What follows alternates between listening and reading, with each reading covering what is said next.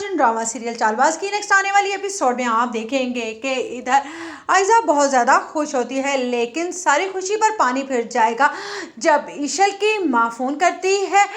ईशल के ससुर को और कहती है कि भाई साहब ये कोई बात तो ना हुई, लेकिन इधर ईशल की माँ को उसके बाप की बातें सुननी पड़ जाएंगी और वो कहेगा कि तुम क्यों जानबूझकर अपनी बेटी का घर खराब करना चाहती हो, उसे ससुराल में एडजस्ट होने दो। अगर उन लोगों को नहीं अच्छा लगता है कि उन्हें कोई तोहफे तोहफ़े दिए जाएं तो ठीक है, कुछ लोग होते हैं इस तरह के। जिस पर कहती है ईशल की माँ, जो कुछ मुझे नज़र आ रहा है ईशल के डैडी आपको वो क्यों नहीं नज़र आ रहा। जिस पर ईशल का बाप कहता है तुम औरतों वाली निगाह से देख रही हो और मैं मर्दों वाली निगाह से, बस यही वजह है। उधर आप देखेंगे कि जब याद दिलाता है रोहान इनाया को कि भाभी की कल सालगिरह है तो उनके लिए तोहफा होना चाहिए। जिस पर इनाया खुश हो जाती है और कहती है वाकई तोहफा होना चाहिए, और तोहफा भी ऐसा कि उन्हें सारी ज़िंदगी याद रहे कि हमने उनको कोई तोहफा दिया था। जिस पर रोहान कहता है क्या कहा तुमने। जिस पर कहती है इनाया, नहीं असल में आप ही की शादी के बाद ये पहली सालगिरह है तो कुछ वाकई स्पेशल होना चाहिए। अच्छा किया जो तुमने मुझे याद करा दिया,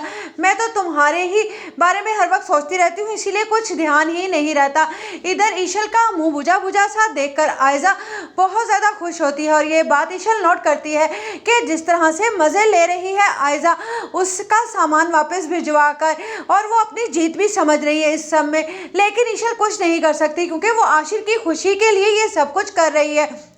उधर आप देखेंगे कि जैसे ही ताया को कहेंगे कि केक खिलाने का मरहला आया, इनाया तुम अपने अम्मी अब्बू को भी खिलाओ, तो उस पर और एकदम से आयजा समझ जाएगी कि उसका बाप तो कभी भी इनाया के हाथ से नहीं खाएगा और वो कहेगी कि लाओ ये प्लेट मुझे दो और ये केक भी मैं ही खिला देती हूँ अब्बू और अम्मी को। जिस पर कहती है इनाया ठीक है, आपने कभी कोई हक दिया है मुझे जो आज ये प्लेट मुझे देंगी। जिस पर इनाया को एकदम से आयजा घूरती है और उसे एहसास दिलाती है कि उसके हाथ